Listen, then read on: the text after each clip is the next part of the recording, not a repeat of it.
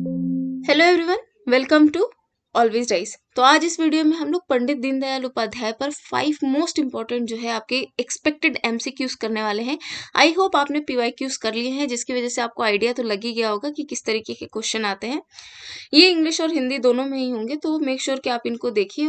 और हमने अरिहंत की सीरीज जो कराई थी उसमें भी हमने पंडित दीनदयाल उपाध्याय जी को कराया था, तो उसको भी आप देख लीजिएगा। ओके, तो चलिए देर नहीं करते हैं, वी शुड स्टार्ट। उससे पहले आप लोगों के लिए एक अनाउंसमेंट है कि जो बच्चे जो है एनटीए यूजीसी नेट कॉमर्स की तैयारी कर रहे हैं उनके लिए एक 20 डेज का प्लेज है, और जो आपके तलवीर सर और नवदीप कौर मैम लेके आ रहे हैं। पेपर 1 और पेपर 2 का कंप्लीट रिवीजन विथ आपके एमसीक्यूज होंगे, तो मेक श्योर आप उसमें एनरोल हो जाइए। कोर्स को अनलॉक करने के लिए you have to use this code साकरीन एनटीए। इसके अलावा जो है अगर आप प्लस या आइकॉनिक का सब्सक्रिप्शन ले रहे हैं तो आपको ये कोड ध्यान में रखना है, आपको 10% का ऑफ मिलेगा इस कोड से। और साथ ही साथ बच्चों, साकरीन मैम जो है आपको ज्योग्राफी पढ़ाती हैं, तो आप उनके कोर्सेज को भी देख सकते हो on Unacademy. And this is me Ankita Gupta, let's start. तो सबसे पहला क्वेश्चन है कि पंडित दीनदयाल उपाध्याय जो है अपनी फिलॉसफी, जो कि इंटीग्रल ह्यूमनिज्म है उनकी फिलॉसफी, जिसको अंत्योदया भी बोलते हैं, वो किस ट्रेडिशन को फॉलो करती है? आजीविका, अद्वैता, योगा या फिर द्वैता? तो this is one of the most important question. ठीक है, बहुत ज्यादा इंपॉर्टेंट क्वेश्चन है क्योंकि अभी तक ये क्वेश्चन नहीं पूछा गया है। तो इसका करेक्ट आंसर है अद्वैता। ठीक है, अद्वैता जो है ये किसकी फिलॉसफी थी? आदि शंकराचार्य जी की फिलॉसफी थी।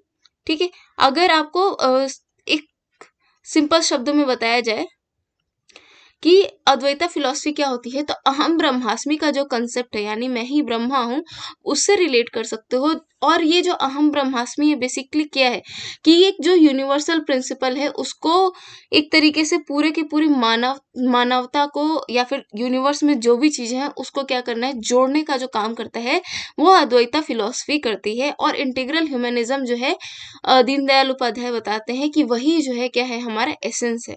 ठीक है, so that is one thing that you have to remember. So non-dualism represented the unifying principle of every object in the universe and of which humankind was a part.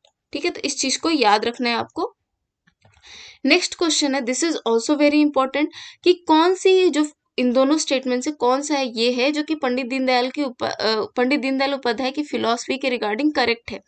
पहला है ये गांधी जी की फिलॉसफी की तरह है, और दूसरा जो है ये मिडिल ग्राउंड एक तरीके से रिकमेंड करते हैं बिटवीन कैपिटलिज्म एंड सोशलिज्म। तो इसका क्या करेक्ट आंसर होगा? इसका करेक्ट आंसर हो जाएगा बच्चों दोनों, बोथ 1 and 2 बोथ जो है आपके करेक्ट होंगे। How it is similar to philosophy of Gandhi ji? Because Gandhi ji wanted कि जो आपका लास्ट पर्सन है ना, ठीक है, बिल्कुल एकदम पुअरेस्ट टू पुअर है, उसको भी क्या मिले, उसको भी ह्यूमन लेबर का बेनिफिट मिले, उसको भी जो है ग्रोथ का बेनिफिट मिले। और ये कब होगा? जब एक तरीके से लेबर पे एम्फेसाइज किया जाएगा, ना कि मशीनरी पर बहुत ज्यादा। ठीक है, अब यही और साथ ही साथ जो है मॉरल वैल्यूज जो है आपकी, उस पर भी बहुत ज्यादा वो फोकस करते थे। So that is one thing जो कि सिमिलर है उनका। दूसरा क्या है, जो गांधी जी का कंसर्न था कि even the last person should get benefit, same concern आपका उपाध्याय जी का भी है। और अंत्योदय में इसी चीज को उन्होंने बोला है कि जो लास्ट पर्सन है उसको भी जो है ग्रोथ और डेवलपमेंट की सीढ़ी पर चढ़ने का मौका मिलना चाहिए, यानी उसको भी बेनिफिट मिलना चाहिए। अब जो ये सेकेंड स्टेटमेंट है आपका कि मिडिल ग्राउंड, तो इसका क्या मतलब है? इसका मतलब ये है कि आपके उपाध्याय जी बोलते थे कि जो आपका कैपिटलिज्म है, ठीक है, वो एक तरीके से इंडिविजुअलिज्म पर बहुत ज्यादा फोकस करता है, तो ये भी गलत है। और जो सोशलिज्म है, ठीक है, वो एक तरीके से क्या करता है, पूरी तरीके से एक रेडिकल चेंज लाने की कोशिश करता है, जो कि मार्क्सिस्ट सोशलिज्म है, तो वो भी बिल्कुल गलत है। तो ये बोलते हैं कि भाई इसके में भी कुछ बेनिफिट्स हैं, इनके में भी कुछ बेनिफिट्स हैं, तो इन दोनों के बेनिफिट्स को हमें क्या करना है, इन दोनों के बेनिफिट्स को हमें रीप करना है। और इसके लिए हमें मिडिल ग्राउंड पर ही आकर क्या करना हो कि दोनों की अच्छी जो चीजें हैं हम उनको अडॉप्ट कर ले, और इंडिजिनस एक हम जो है सिस्टम बनाए, इंडिजिनस इकोनॉमिक सिस्टम बनाए, जो कि सेल्फ रिलायंट हो और जिसका बेस क्या हो, विलेज हो। ठीक है, सो ये भी जो है आपका एक है। नेक्स्ट क्वेश्चन है कि पंडित दीनदयाल उपाध्याय ने किस फिलॉसफी को प्रपोज किया था? तो अभी हम यही बार बार पढ़ते आ रहे हैं, फिर भी यहाँ पर बच्चे गलती कर देते हैं, तो इस चीज को ध्यान में रखो। एग्जिस्टेंशियल ह्यूमनिज्म, सर्वोदया, इंटीग्रल ह्यूमनिज्म या फिर रैशनलिस्ट ह्यूमनिज्म? तो इंटीग्रल ह्यूमनिज्म हो जाएगा, जिसको अंत्योदया भी बोलते हैं यहाँ पर, अंत्योदया। ठीक है, अंत्योदय। तो इस चीज को आपको ध्यान में रखना है कि इनकी फिलॉसफी का नाम क्या है, इंटीग्रल ह्यूमनिज्म। ठीक है, Antyodaya means uplifting the last person. Next question है, ये थोड़ा करंट अफेयर्स बेस्ड है, ये आपके पेपर 1 के लिए भी इंपॉर्टेंट है और हो सकता है मिसलेनियस में जो है, ये 2 मैंने करंट के रखे हैं। तो ये है कि जो पंडित दीनदयाल अंत्योदय कृषि पुरस्कार है, ठीक है, कृषि पुरस्कार, ये मतलब कौन से स्टेटमेंट इसके लिए सही है? तो पहला है कि 3 नेशनल अवार्ड दिए जाते हैं और एक अवार्ड जो मतलब बेस्ट परफॉर्मेंस स्टेट है, हर स्टेट में एक एक, यानी 3 जो है आपके अवार्ड दिए जाते हैं और एक अवार्ड हर स्टेट को मिलता है।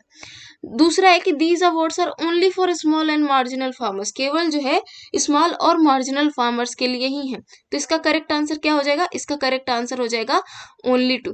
तो ये गलत क्यों है? क्योंकि केवल एक ही जो है नेशनल अवार्ड है और 11 जो आपके जोनल काउंसिल्स हैं उनको अवार्ड मिलता है और इनको 50,000 रुपए की राशि मिलती है। ठीक है, तो इस चीज को ध्यान में रखना है और ये केवल स्मॉल एंड मार्जिनल फार्मर्स के लिए ही है। और एक और इम्पोर्टेंट चीज है कि ये जो है आपका 2016 में जो है इसको क्या किया गया था, शुरुआत की गई थी।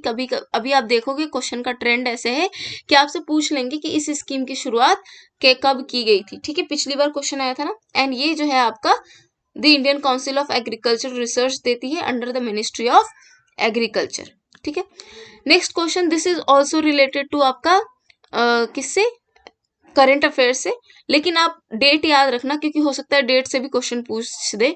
तो सबसे पहला है कि जो श्रमेव जयते पंडित दीनदयाल उपाध्याय श्रमेव जयते जो कार्यक्रम है वो किस चीज को प्रमोट करता है या कौन सा स्टेटमेंट सही है? सबसे पहला है कि इंडस्ट्रियल डेवलपमेंट के लिए कंड्यूसिव एनवायरनमेंट को बनाना और ease of doing business in India को प्रमोट करना, उसकी रैंकिंग को एक तरीके से या फिर उसको इम्प्रूव करना। तो क्या सही हो जाएगा? तो इसका करेक्ट आंसर हो जाएगा, एक सेकेंड, ABCD, इसका करेक्ट आंसर हो जाएगा बोथ 1 and 2 आर करेक्ट। ठीक है, तो ये कब लॉन्च हुआ था? ये लॉन्च हुआ था आपका 2014 में by ministry of labour and employment. और एक तरीके से ये दोनों यानी लेबर की कंडीशंस को इम्प्रूव करने के साथ ही साथ ईज ऑफ डूइंग बिजनेस को भी इम्प्रूव करने की बात करता है। So these were from my side, I hope you like this and I hope आपने प्रीवियस ईयर क्वेश्चन पेपर भी कर लिए हैं। एक बार जरूर कर लीजिएगा दीनदयाल उपाध्याय से। और आपको पता है Indian political thought very very important है फॉर योर अपकमिंग एग्जामिनेशन, तो उसको बिल्कुल मत भूलिएगा। अरिहंत की जो गाइड है उसमें सबसे बेस्ट दिया है, कुछ भी नहीं तो वो देख लीजिएगा। दैट इज वन थिंग, आप बुक लेके मत बैठ जाइएगा अभी। So I hope you like this video. If you did then do like, share, subscribe and comment. इसका PDF जो है आपको PSIR बाय अंकिता गुप्ता, ठीक है, ये टेलीग्राम ग्रुप है, यहाँ पर आपको मिल जाएगा before examination for your revision. So thank you so much, take care and all the best.